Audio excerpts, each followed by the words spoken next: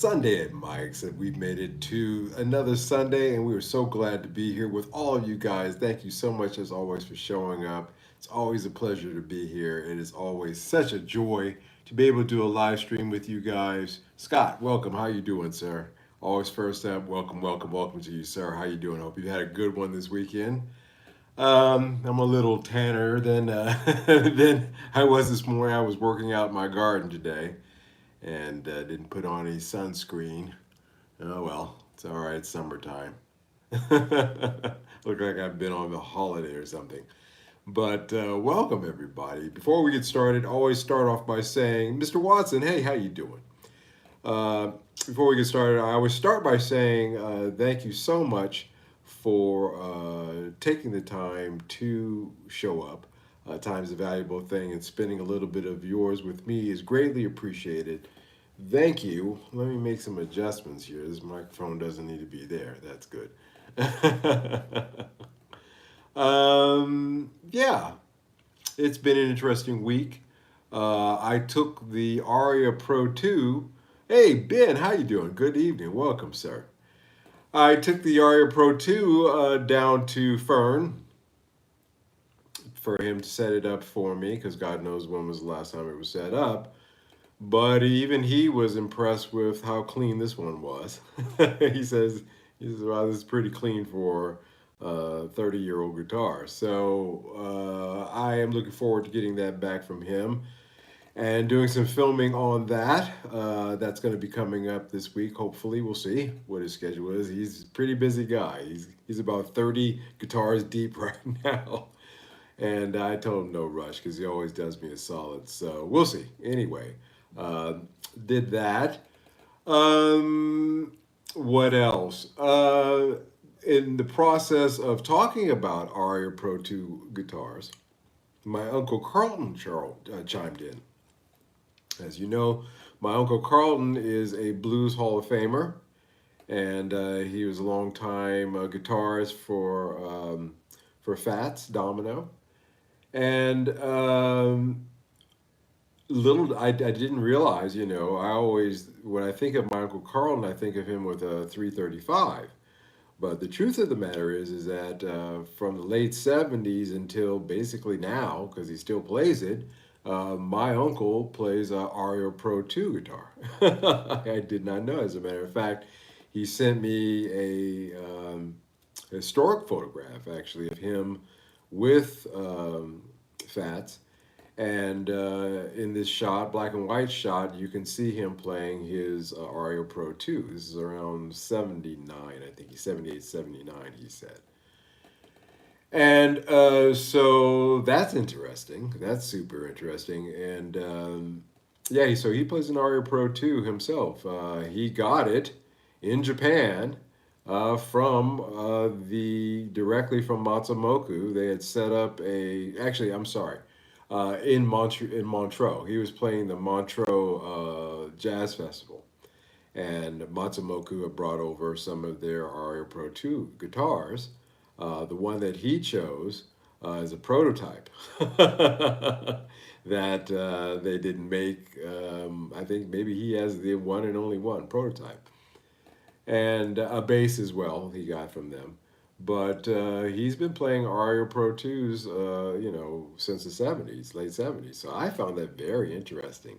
I said, well, I've got one now again. I played it for 2 nights a long time ago.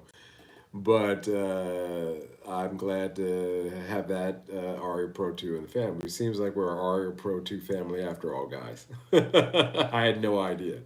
Yeah, really seriously, when I think about and while we were talking, because he wanted to show it to me, and he was sending me asking me questions about it, because even he didn't know exactly what it was, other than the story he gave me, and he said, "Oh, I got a Telecaster too."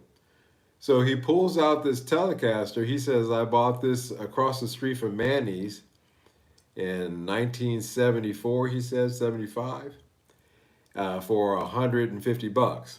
And he pulls out his Telecaster. It's a Fender. And I looked at it, looked at the headstock, and I said, okay, that's interesting. And had him flip it around, and the serial number is not on the back of the neck; it's down on the plate. And I said, "Wow, Uncle, you get yourself a '65 telly there." He says, "Oh yeah, I used to play this, up until I got the Aria Pro 2, actually, between this and his 335." And so I was like, please, please be very careful with that. and uh, and so I thought that was funny. But yeah, he picked up. And again, it got me thinking about tonight's subject, because you have to, to us now, a '65 Strat, that's riding the line when it's possibly pre-CBS components, definitely in the year that CBS bought Fender. But either way, it's a transitional instrument, a guitar. But he got it, in the '70s for 150 bucks. Now these days, we call it a vintage guitar, and it's got a value around 14, 15,000 dollars. So you know he he multiplied his money when he bought that. But he bought it because it was a cheap guitar at that time, and he liked the neck on it. He thought it had a good neck on it. He liked the neck on Telecaster. Gee, I wonder where I got that from. It seems to go another thing that goes through the family.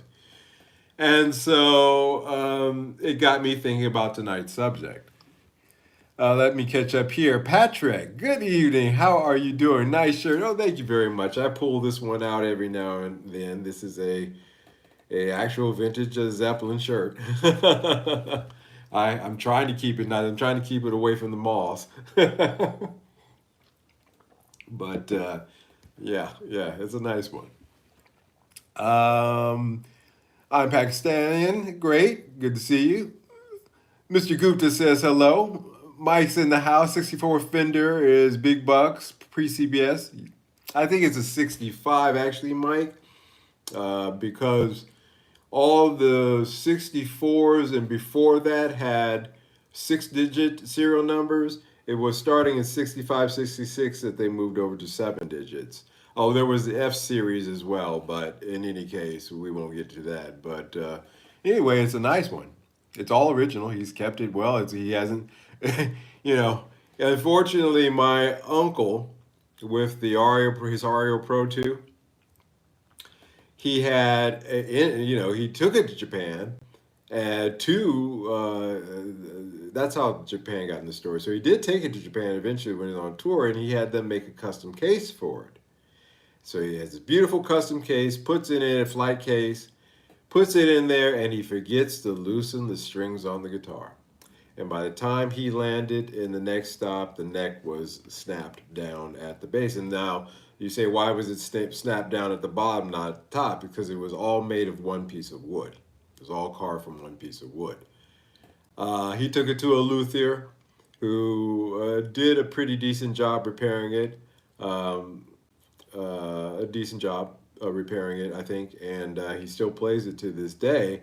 But a little bit of lesson there. You hear those horror stories about not loosening up your strings when you ship guitars. You really, really ought to do that.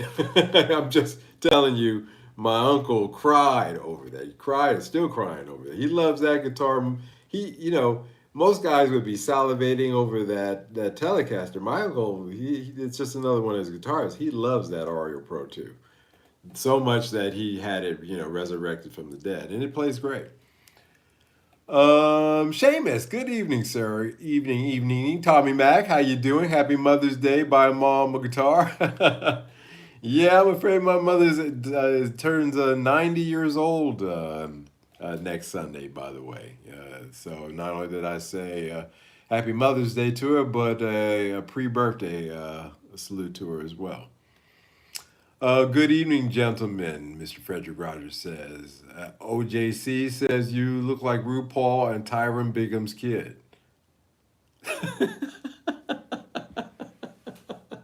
You can stay, OJ. You can stay. That was a funny one. Your thoughts on Hinduism? I'm sorry, man. This is not that kind of show. As a matter of fact, we're about to talk about guitars. So I'm about to show you a guitar here in a minute in order to launch into tonight's subject.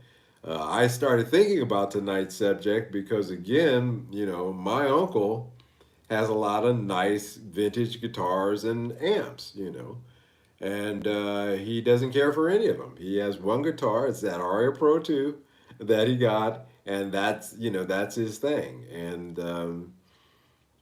his second favorite, his number two, would be that Telecaster that he got inexpensively back in the 70s. So I started thinking, my favorite guitars aren't the expensive ones either. As you know, I have as business import business that brings in vintage guitars all the time, and so I get to experience, touch, play, and compare some guitars that that most folks only read about, on the forums, and really give them a very thorough modern day assessment. And because of this, and being blessed to be able to do that, it is indeed that I don't take for granted. Um, I have an informed opinion on guitars. I don't really naysay the less expensive ones over the more expensive ones because I think that I've moved beyond that. And so tonight I want to talk a little bit about that, how I've moved beyond that a little bit. All right. So the question that really was rattling around in my brain as a real result of that conversation with Uncle Carlton and was why do the best feeling guitars often not come with a huge price tag? And the story behind my Aria Pro 2, so just to catch some of you guys up, um, was I was playing gigs in Tokyo with my band Asanoki. This was mid 2000s, tens, and 2012, 13, 14, and just had to borrow a guitar because my Fender Telecaster, which was not in, I got that. I got my Fender. That's the irony of that story with Uncle Carlton because I got mine. It was a '92, so not a big stretch there. But I got my Fender for about $100, $150 myself. But I had to put it in the shop to get some work done on it.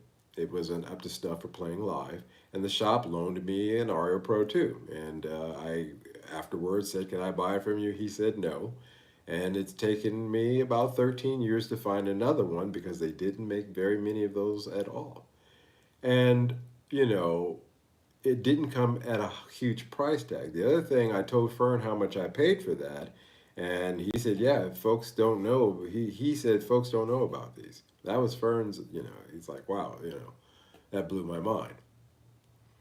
I've owned, flipped, restored, and played a lot of guitars over the years, and time again, I find myself returning to the ones that weren't supposed to be special. As a matter of fact, the guitars that I own are very not so special at all. Most of I got a parts caster and a '96 made in Japan guitar. Those are really now my two main guitars. Not expensive at all, but maybe there's something more to it than just the price. Maybe there's something more to it than just the price. Boy, there's a lot of commotion going on here. I'm seeing going by here. Um, yeah, unfortunately, guys, we've got a couple of trolls going here. We'll ignore them for now. It's not a big deal. Which model Aria Pro 2 is it, Mike? Seamus O'Brien says. Honestly, Seamus, it is looking at the pictures of it. It's it is a prototype. I'm going to dig into it a little bit more, and when I do my thing on my Aria Pro 2, I'll talk about it and show some pictures of it as well. This thing has built-in preamp. Now, mind you, this is 78, 77, 78, okay? This thing has a built-in preamp, It's got built-in compress. It's got a lot of switches. It's really got. You can adjust certain switches on it in order to make it sound like an acoustic guitar, depending upon what switches you use. It's quite an amazing thing, and he used it because it was all the guitar he needed. He get 5 guitar sounds, distinct sounds out of that thing out of one guitar, and it was a prototype. And so I'm going to dig into it. I can't really say for sure right now. Well, we got ourselves some. Let's see what we can do here. Yeah, let's do that. No, I hit the wrong one. Sorry, guys. I'm acting as my own moderator here. Um, yeah, that's all right. I can do that. I can act as my own moderator for a minute. Anyway, guys, I think, and Demetrius, with that, I don't speak English very well. I see what you're trying to set me up for. We're not going there. But really an interesting thing. Let me kick this off with a story. So I've got this Strat, as you guys know, my parts caster. Body is a 2002 Squire SE, nothing special. The neck is from a Chinese company that I don't know how well they're doing these days, probably not very well. I'm glad I got mine in time. Great neck, by the way, just a beautiful neck that I was able to finish. But this is my parts caster that I built myself. And it cost me under 400 euros, including the price of the pickups, which are custom round pickups. And often when I get in Strats, like I got in that 85 Fender Strat, one of the first things that I always do is pick this guitar up, pick up that Strat. First, I looked at them, to see any difference. This is an outer body, but it's shot in poly. Just looking at the differences and things like that, feeling the necks, and just strumming them a little bit, and just doing a comparison, because this has become now this has been modified. It's turned to HH configuration with a 3-position switch. The tone knob only controls tone to the bridge position, and it's got a treble bleed circuit in it. So it's a studio guitar. It's really the guitar that I put together for me to do recording with, because I needed an instrument, really something really nice, and I ended up putting it together myself. I've A-B'd it next to Grecos. I've A-B'd it against Fenders, Squires, Tokais, things of that nature. And guess what? It held its own. It held its own. The work that Fern and of course, I had a master luthier help me put it together, so that's like half the battle won. But it holds its own. Now, tonally, it's a different thing than a regular Strat, a single configuration. But just an overall tone quality, it holds its own. And,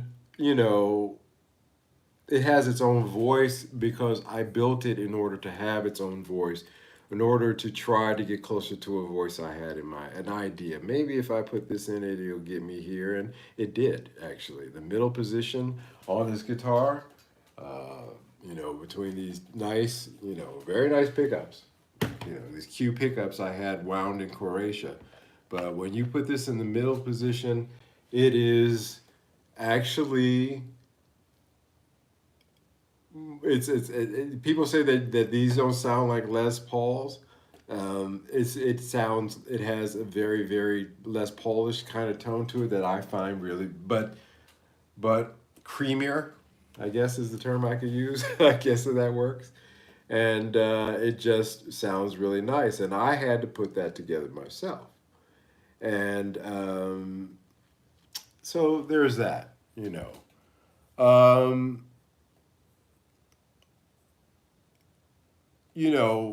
What's the best cheap guitar for you? And cheap is a subjective term. Is that $500? Is that $200? Is that $1,000? You know, I was reading the forums about those new Epiphones that were released recently, and most of the complaints in the comment section tend to steer towards the argument that, you know, this guitar was uh, overpriced, regardless of whatever spit polish and shine they put on it. Uh, People who object to Chinese guitars, of course, you're going to have those guys. We'll discount those.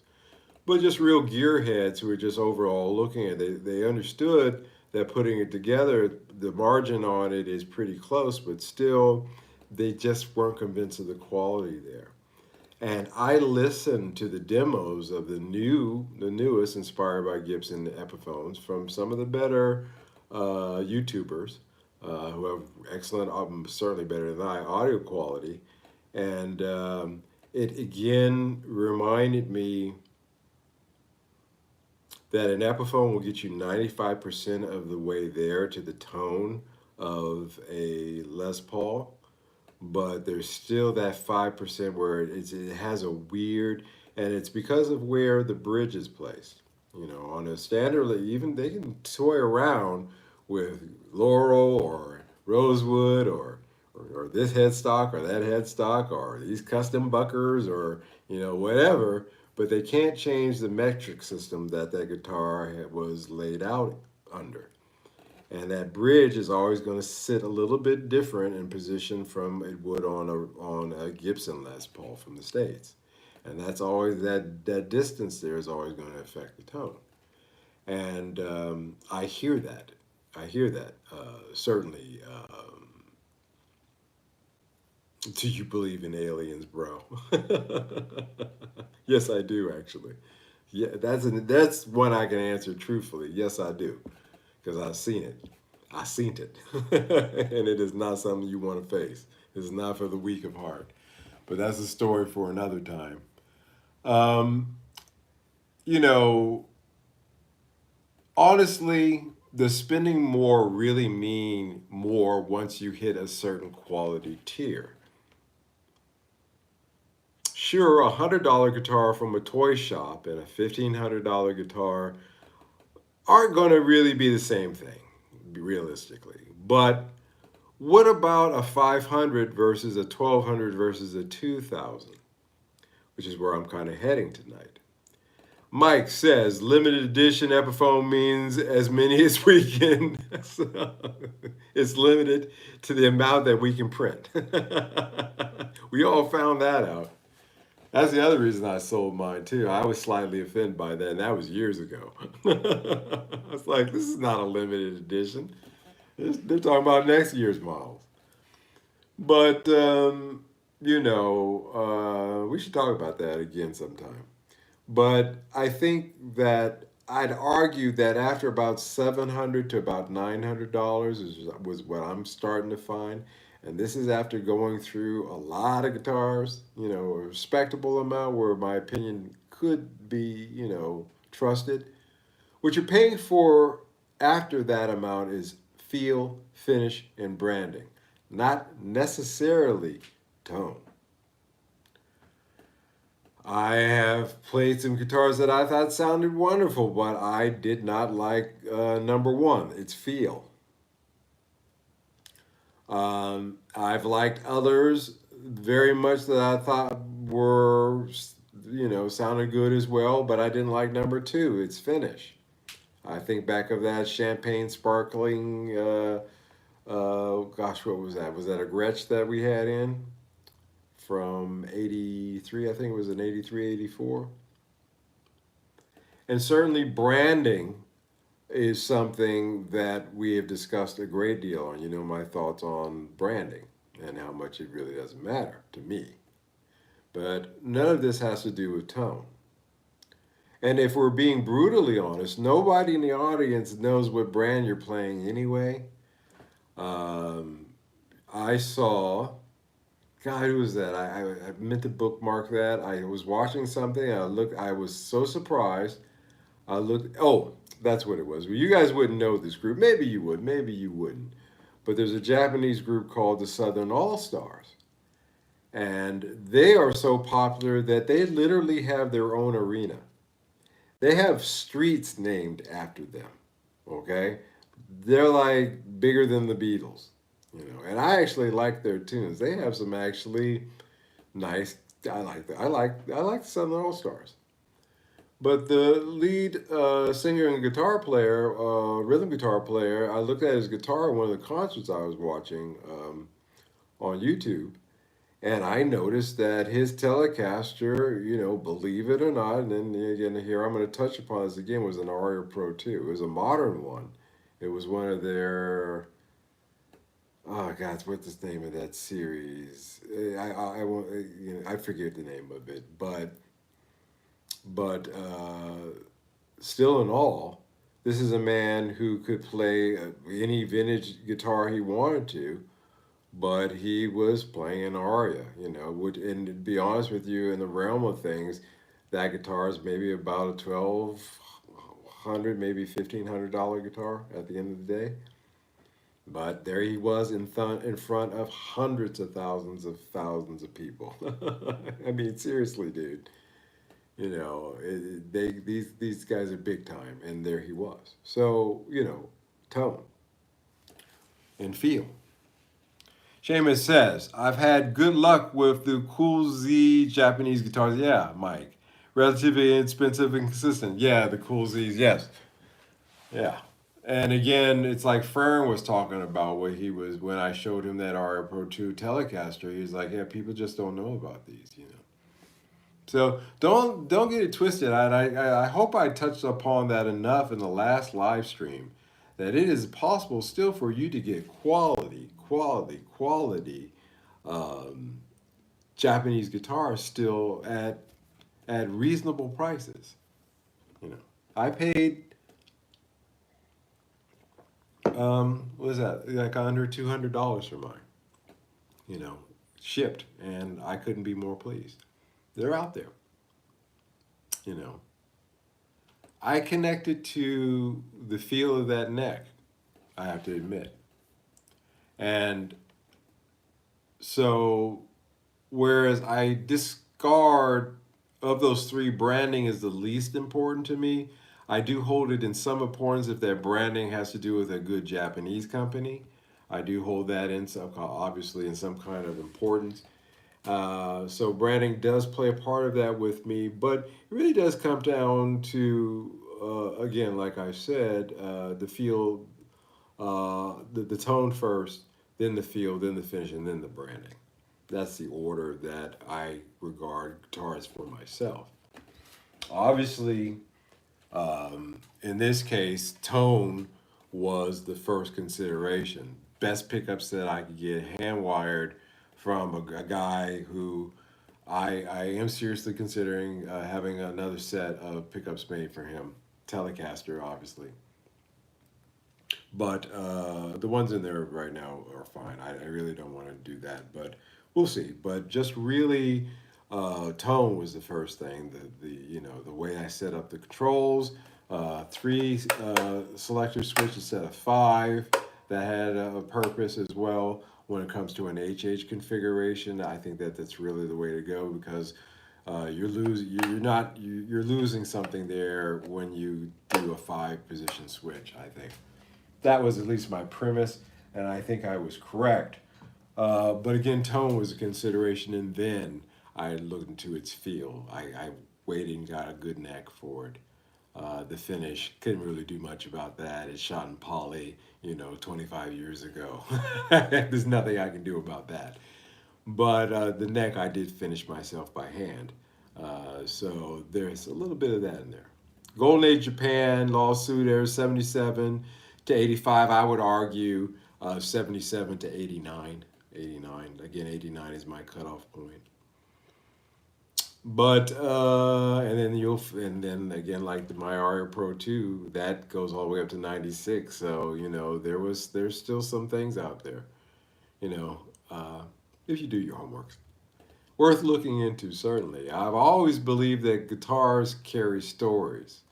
A little wear, a little patina, a little ding in the horn. For me, these things don't really bother me. That tells me somebody played it and somebody connected with it, either connected it with it in a musical way and they bumped it, or they connected it with it in a way like Hendrix did at at the Monterey Pop.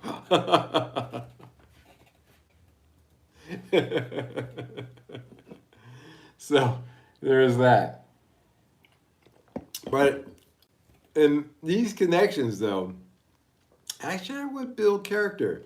My last live stream was I get sick of guitars, and I've been thinking about, well, what draws you to them in the first place? Let's take the opposite view tonight, actually, in a subtle kind of way. What I'm really doing here, and talk about what makes you not sick about them, and working on them. Even though that last one I worked on made me sick of guitars, but ironically, after the work is done and this neck has been done, and I'm very happy with the work that I did with this neck. The finish that I applied to it, and it's already starting to darken. Nicely, nice and slow. It'll get there one of these years, decades. Um, but just really in the way that it feels when I play it. It's funny, as much as I like that Telecaster neck, because it's got that Japanese flat C that I like so much, like my other Telecaster that I played for years, recorded with that. I actually like this neck. I do like this neck. I switch between them, you know, and I like the way they're different because this is a fat neck. This is not a skinny. This is the type of neck that this guitar originally came with. It had a very, very a fat D on it, as opposed to a fat D as opposed to a flat C. Those are kind of different things, but I dig them for different reasons. And again, it comes down to feel being, again, why that's number two. Custom shop dragged behind your car for a week for an extra 5K. Yeah, there are that happening. Happy Mother's Day to you too, sir. Um, and these connections build character. I'll take, you know, for myself, a guitar that's under 400 euros that plays like a dream over 2,000 Case Queen any day of the week. You know, um, I've had Case Queens. I've had guitars that I really literally feared playing, and Maddie, two hats in the house. Thank you, Maddie. I appreciate it. I've been trying to moderate the best that I could, but I've been failing miserably tonight. Thank you, Maddie, for showing up. By the way, welcome to you. Stephen, welcome. How you doing? Um, I had a. I've told you guys before. One of my second Les Paul that I bought was one of the first run 96, 96, no, I'm sorry, 93, somewhere in there, mid to early 90s, first run of Les Paul Classics, but they didn't put Classic on the headstock. They just left it, they called it as a standard. And I bought one of those. And it had the thinnest neck that I've ever felt in my life. I were to the point where I honestly thought somebody had shaved it down, like a la, and refinished it. And I just didn't get along with it. But because that period of time that those were made was so small, and any scratch you get on something like that, again, affects the resale value on a guitar like that. It stayed in its case. I didn't like playing it, and it stayed in its case. And it was, at that time, it was one of the most expensive investments that I had made in a guitar. Oh, well, $2,500 or so. Cash I paid for it. 2,500 cash. And honestly speaking, I never touched it. I never played it, never, it just didn't do anything for me. Found out my nephew that I made the Squire for, or restored that Squire for, also has a Squire Custom Vibe Telecaster. And it's actually really nice. Now, if my nephew's hearing this, I know I've been kind of, I'm not against classic vibes. classic vibes per se. I just thought that they were overpriced. I think they're good guitars, and I want to put that out there because my brother was showing it to me. He's like, "Yeah, this is set. We got these pedals, and here he's got these too." And he had a a Telecaster. I said, "That's great. I'm glad he has a Tele." See, again, another thing that runs in the family. But Telecasters, well, we're a Telecaster family. I'm really starting to see that. But in any case, um, I just want to throw that out there and say that if that guitar sounds good, feels good, you like the way it looks, and within the branding, if that means something to you, comes into play. But if all that works out, that's a good thing. And maybe that's why I gravitate towards made in Japan vintage stuff or those early Squires like this Parkcaster is made out of. They're not hyped. They were never hyped. They're not hyped guitars, but they're real players, and they've got soul baked into the wood. This guitar has soul baked in the wood because I took the time to design the way that I wanted it. I found the parts, and if I didn't have parts here, I searched around for them. I hunted over. I waited. As you guys know, this was a project that took a lot of time because I was very patient with it. Of course, I could have found what I wanted and paid a premium, but the point of it was to try to do it cheaply. So I was patient with it, and in the end, the patience pulled off. Played out perfectly because I really liked it. I'm not just saying it, that I really like this guitar.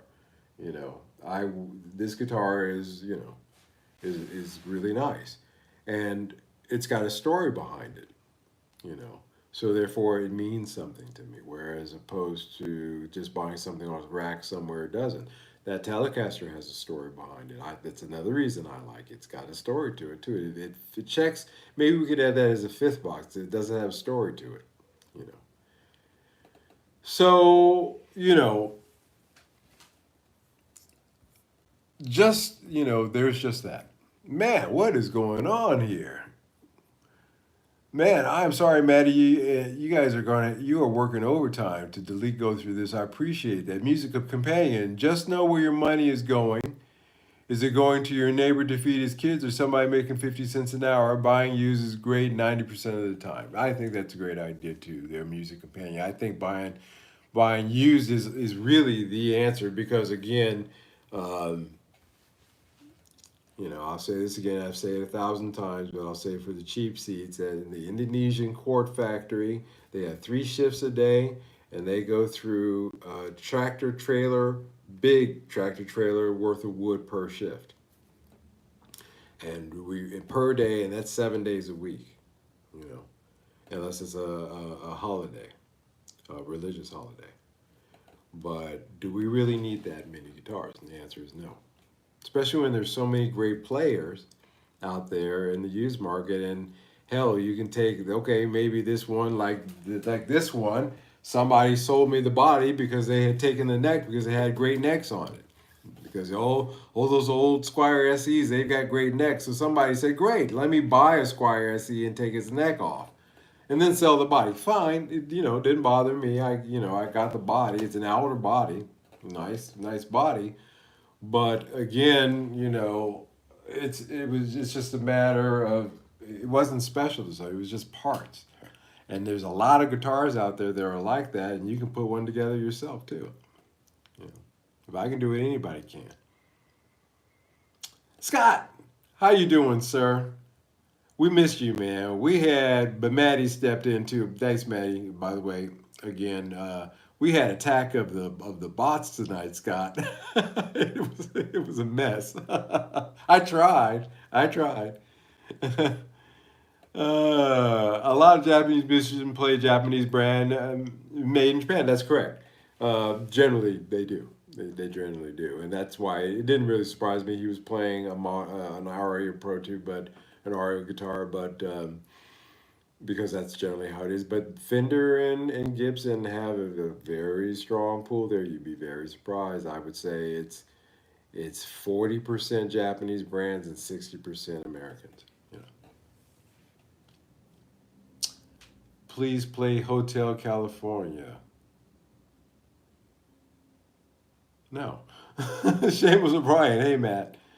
Yourself and Scott are working overtime. Sorry, guys, slept in today. Let's talk guitars. Yeah, man. Thank you guys, man. I appreciate you guys so much. I couldn't do this without you. It was insane tonight. So here's my takeaway. It's not about the price, it's about the play for those factors that I talked about. Guitars are like tools. The one that gets the job done, the one that you reach for without thinking, that's the one you keep. If you got yourself a big room of 30 guitars like some of you guys do, I know you do, and you're really serious about, thinning the herd, as we always say, whether it's guitars, pedals, drums, trumpets, violins, whatever. There's a violinist somewhere saying to herself, I'm gonna have to thin the herd here. So don't think it's just you. We can pass the gas around, so to speak. But honestly speaking, the one that gets the job done, the one that you reach for, that's really going to be the one for you. Somebody recently posted about how John Mayer was talking about, yeah, I don't want to have a room full of guitars. I really just want to play one. Well, we all know that you know, he's got a bat cave of guitars.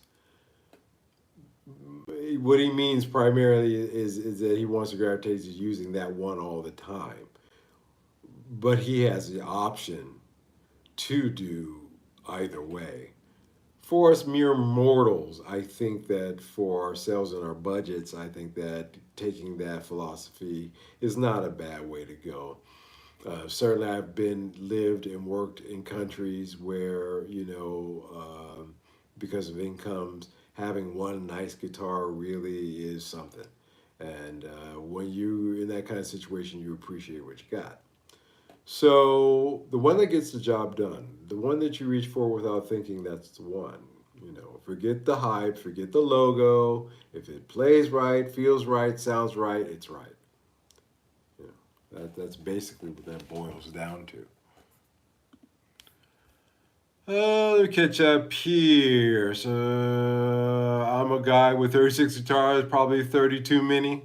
Yeah, like I said, I know you guys are out there, and that's okay. Like I said, there's a violinist somewhere. You think I'm joking, but there is a violinist somewhere. She's like, I got to thin the herd here, and so that's across the board, or snares with a drummer. You know, you could I can see how you get a healthy snare collection going. Believe me, I started to. I stopped myself.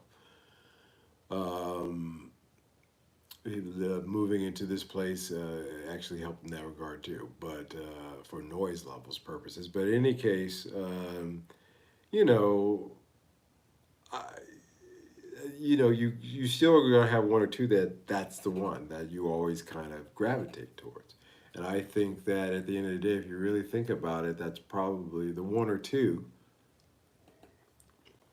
that you would grab for if there was a major fire or flood or something like that. You find some way to grab those two, and the other ones would have to work it out.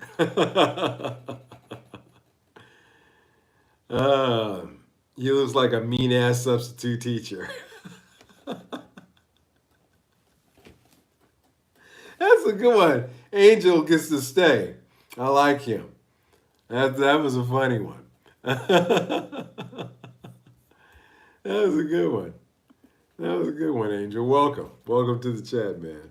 I never been described as that before. That's why I'm surprised. I hate the fact that I got to that point. All right, let's switch gears, guys, a little bit. I wanted to talk about something spooky tonight. Something to take my mind in another direction, actually. Mike, any Electras worth seeking out? Um, I saw something.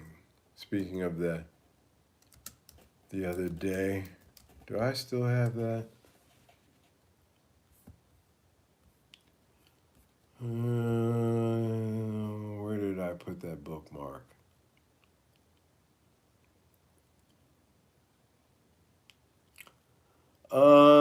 Yeah, here's the bookmark.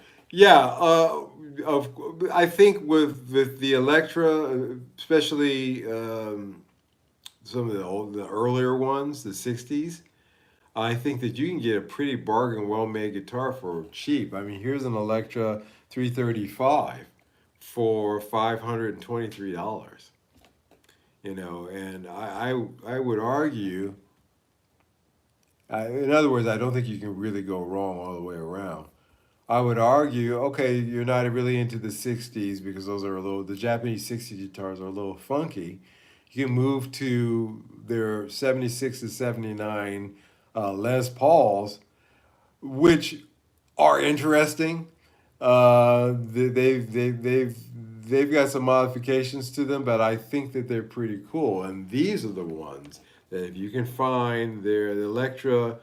Um, uh, just like I said, that 70 post 75 to 80 period, between 75 and 80 period, for a good price, I would say go for it because these things are starting to shoot up. It's not my wheelhouse. It's not something that my guys would be interested in. But if you can find one, I mean, look at the prices on their Les Paul models from that period. These things are going for serious money. $1,500 on this one, $2,000. Yeah, yeah. It depends on. So yeah, I can dig them. It's not in my wheelhouse, but if you can find one at a good price, I'd buy it because of the way they're made. Scott, I have a ton of those. Whoa, Michael, cool. What do you think about them, by the way? I'd like to hear your opinion. I observe them from a distance. I haven't yet delved into that pool because I think I'd have a hard time moving those. Is Aria Stage Pro, which you made in China, good?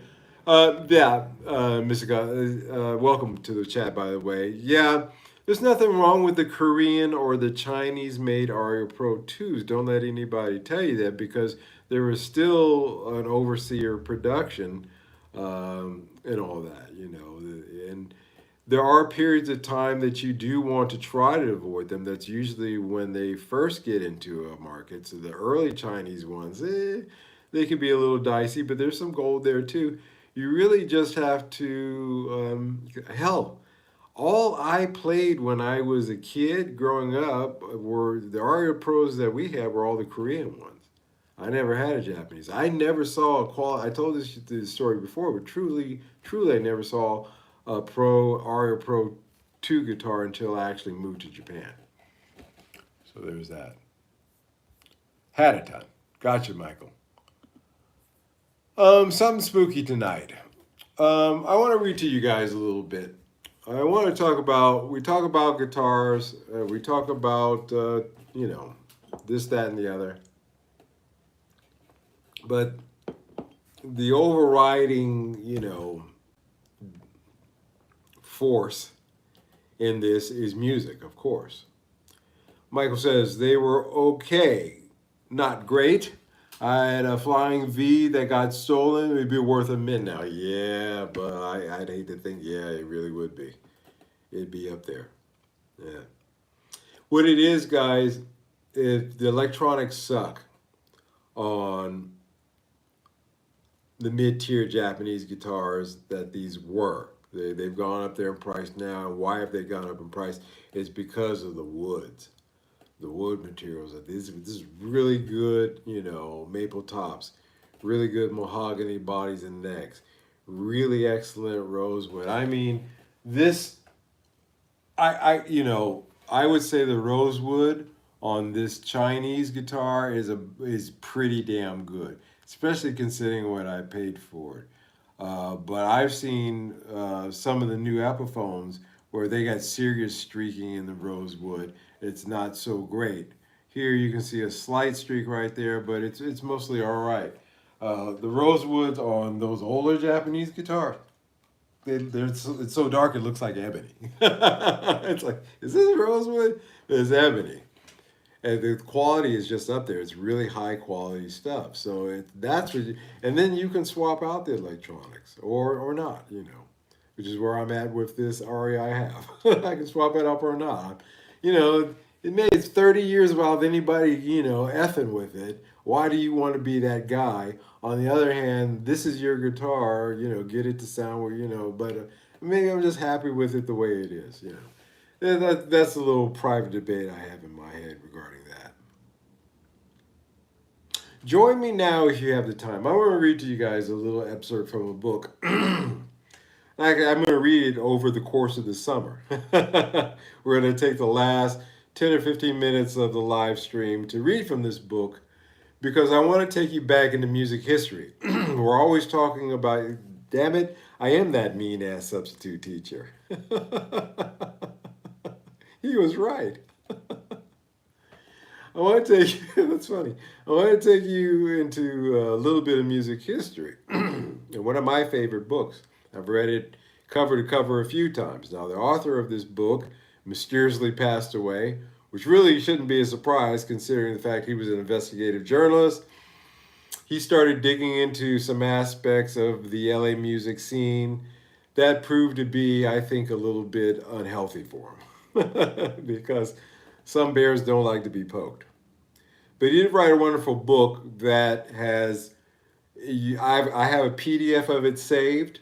It is getting harder and harder to find. I think that this book hits so, some books, it wasn't a book that he was intending to write. It just happened, it hits so close to the mark and it has so much truth in it that that it provides an unhealthy venue for the writer.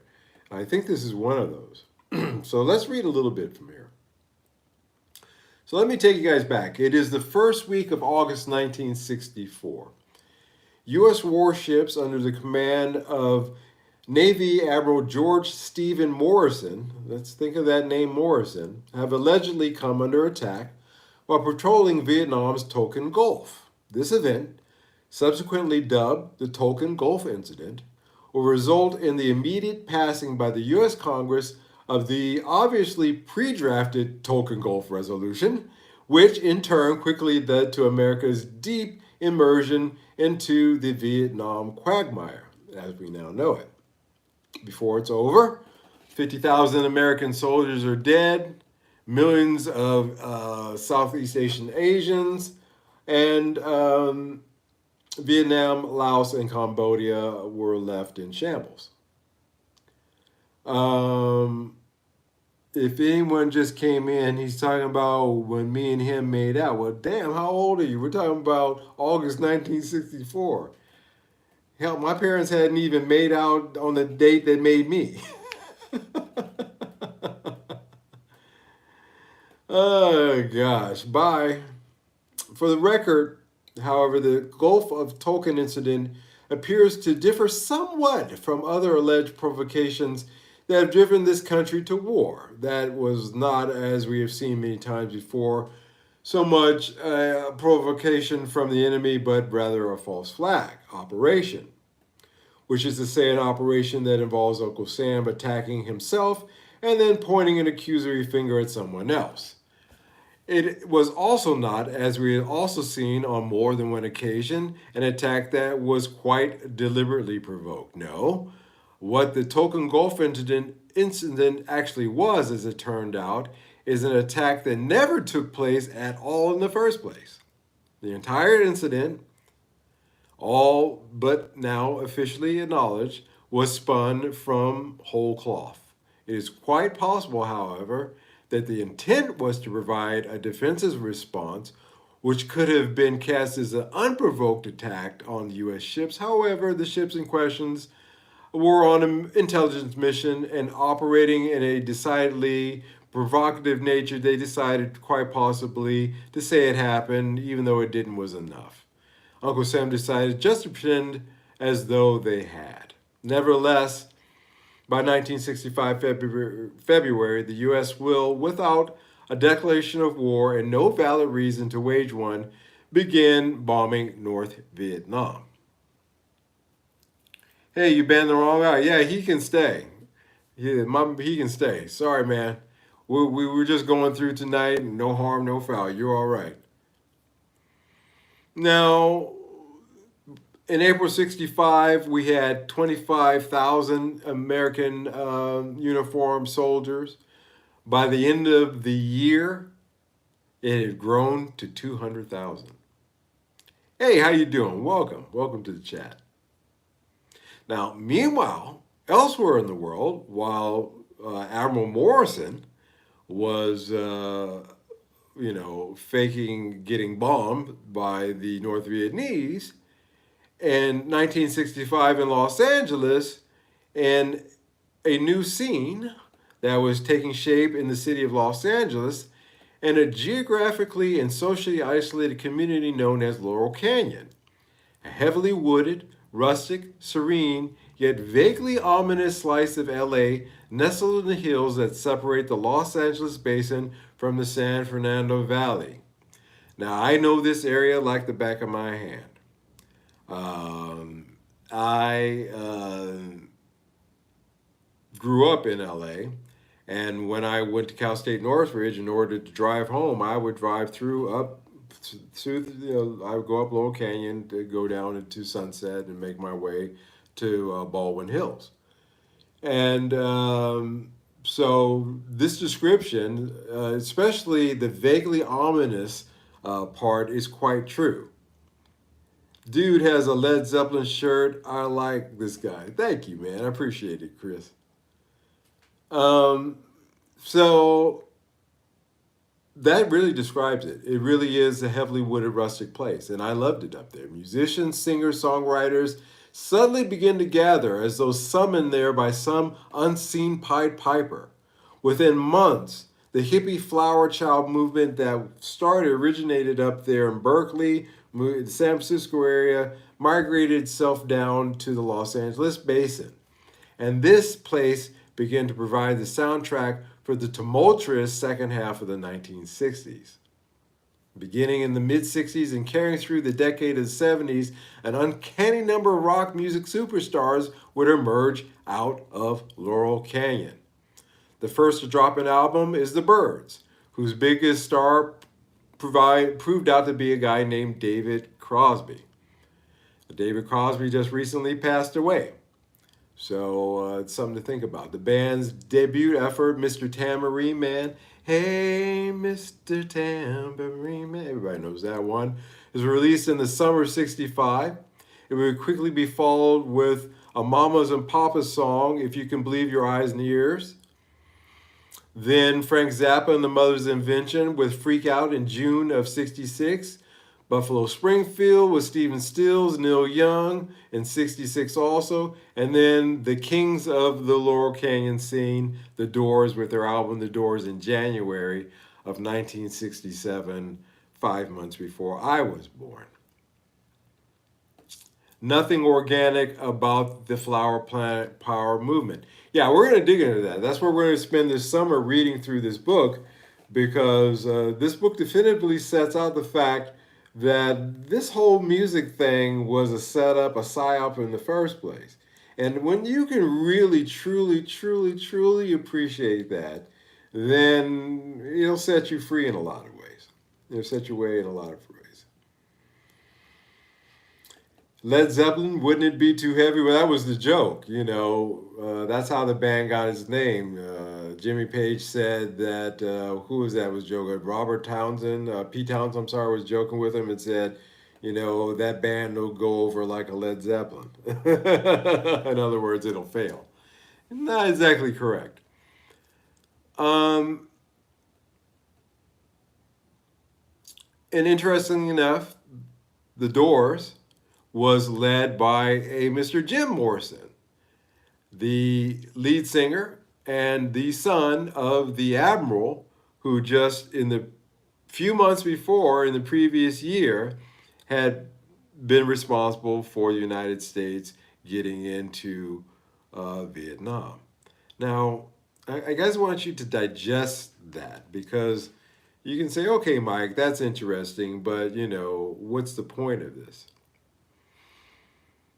You have a war being created for no reason at all by a man whose son, now this is the Navy, spit and polish, short haircut, aye sirs, dust to dawn kind of working kind of thing.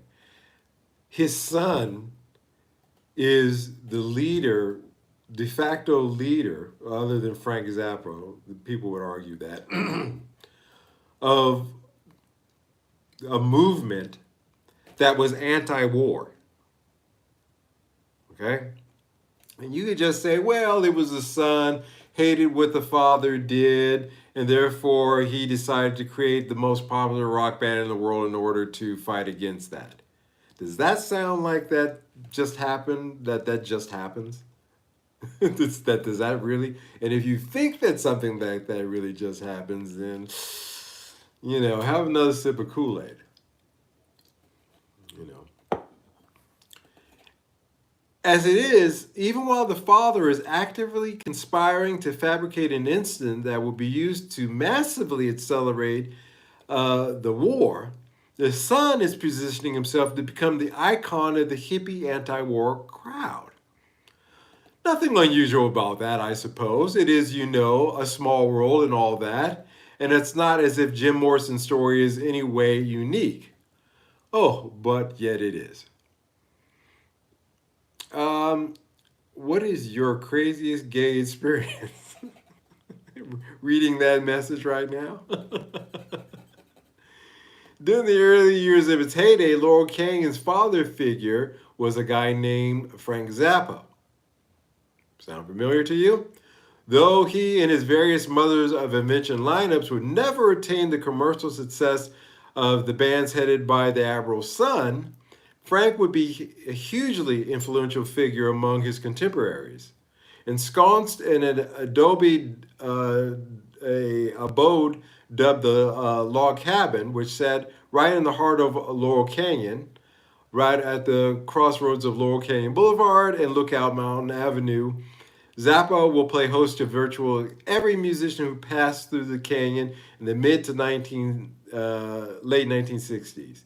This included, by the way, the Beatles, most of the British guys, Jimi Hendrix, believe it or not, I know this has come out of left field, but Rick James, the Mr. Punk Funk, Rick James, was heavily involved with Buffalo Springfield, believe it or not. I know that sounds weird, but Rick James came from a military background.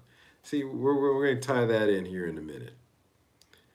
Van Halen is still one of the best. I'm not going to really argue that with you, Peachwood. Not even here to argue that.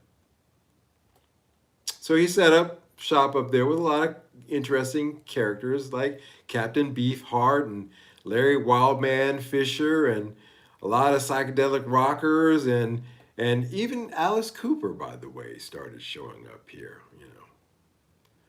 And a lot of these guys would go on to stardom. Zappa and his entourage basically held court in this area of Los Angeles. And Zappa is, by various accounts, a very pro-military, rigidly authoritarian control freak.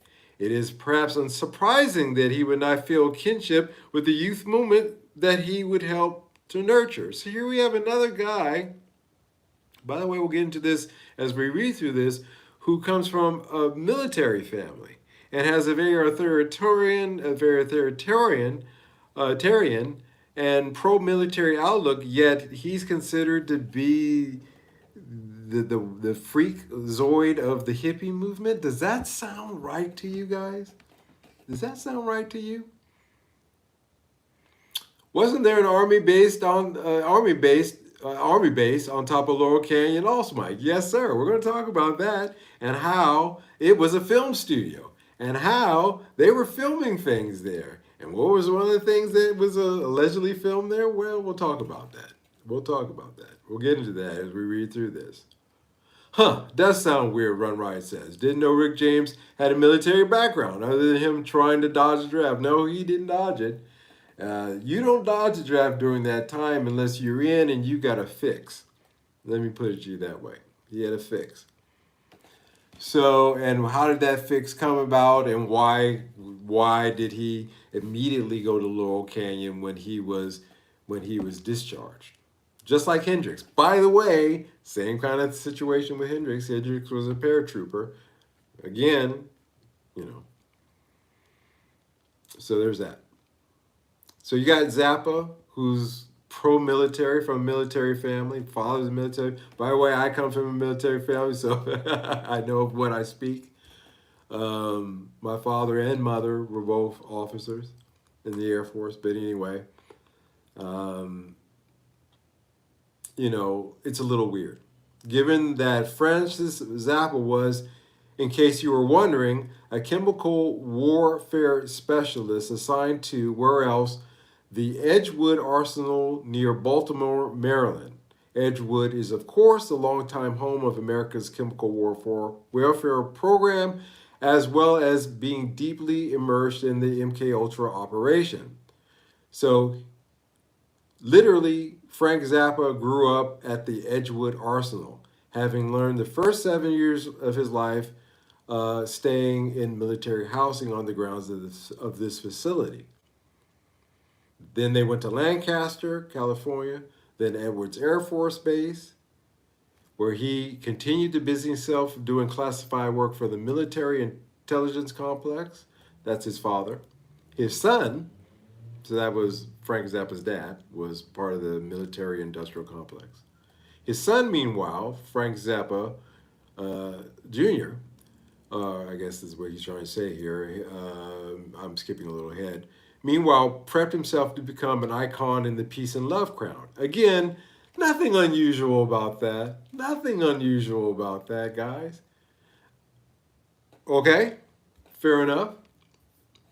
Mob plays its part in this. Herb Cohen, a very well known LA mobster, was the manager for Zappa. And we're going to stop here. We're going to stop there because we'll stop here for tonight. So this is a good place to stop at the end of this chapter. So we've already introduced the two kind of non-elected, de facto heads of the hippie movement that came out of Laurel Canyon. And the case of Frank Zappa and the case of Jim Morrison, in both of their cases, they came from military families. And in the case of Jim Morrison, not any military family, but a significant one that has his father will go down in history. Will be a historically known figure.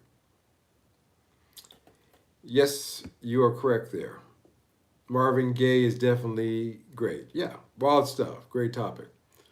So, and at the same time, you have a music scene being set up in LA that is supposed to be the counterculture, or there was a counterculture in Berkeley in the early to mid 60s, and then it became the anti-war. It shifted from the peace and love over to the horrors of Berkeley. It took a tonal shift to a darker side when it hit LA, is what I'm trying to say. And this music, Geffen Records, didn't exist until then. That was the vehicle that was set up in order to launch these people. So you had a lot of pieces being moved into LA at this period in order to serve a purpose. And what was that purpose? Well, we'll talk about that as we read through this book. Again, like I said, we'll stop there tonight. But you can see, that this music business has so many layers of depth to it. I talk about rabbit holes. This is definitely a rabbit hole. I mean, we got the CIA in this thing. We got all the usual characters in that time. I haven't even talked about John Pop Phillips. By the way, there's a connection between Danny Masterson, which, by the way, they were all up there still in the Laurel Canyon area. By the way, with the mamas and papas, believe it or not, and you see how his story ended out. So there's a little bit of that in here as well. Al Hendricks was also, yes, yeah, I'm talking about guys who, like me, whose parents were in the military. Some of them more deeply than you would think, and a lot of them on high levels, high security levels, I doubt being an admiral is, a low security level. So, there's a picture of Jim Morrison on the deck of that ship, the Liberty. I think it has Liberty, with a Wally Beaver, haircut and dressed like Wally Beaver, looked like him. And 1 year later, there's a picture of him up in Laurel Canyon. He's got long hair. He's got his shirt open, and he's starting to. It's not really long, but it's starting to. He's starting to grow it out. It's starting to get there, beginning to get there, and it's a complete, 180 from the previous year. So we're gonna go through this, guys. There's a lot of questions. There's a lot, there's a lot of weird shit, with the music business. It basically sums this up. And through the course of this summer, every now and then, I'm going to pull this book out. We'll start on chapter 2. We're going to talk about John Phillips, and this is talking about him. I'm going to have to edit out a lot of stuff because there's some dark stuff, especially involving child sacrifice, and I'm not exaggerating in this. And so we'll get into that, but. An interesting topic for me because I grew up in LA. I know this area very well, and I can speak about it with a little bit of familiarity to it, when I describe it. And I thought it'd be interesting to use this as a every now and then Sunday night topic going forward. So I hope you guys enjoy this kind of stuff. That's going to wrap it up for this evening. I hope you enjoyed this live stream tonight, guys. Thank you, Scott. Thank you, Maddie. I really appreciate you guys working overtime for me tonight with these trolls. I want to thank everybody else always for showing up, the new people, the old people. And I want you guys to start off this new week. Just be good. That's all I ask. Be good. And I will see you in a few days. You guys take care. Bye bye.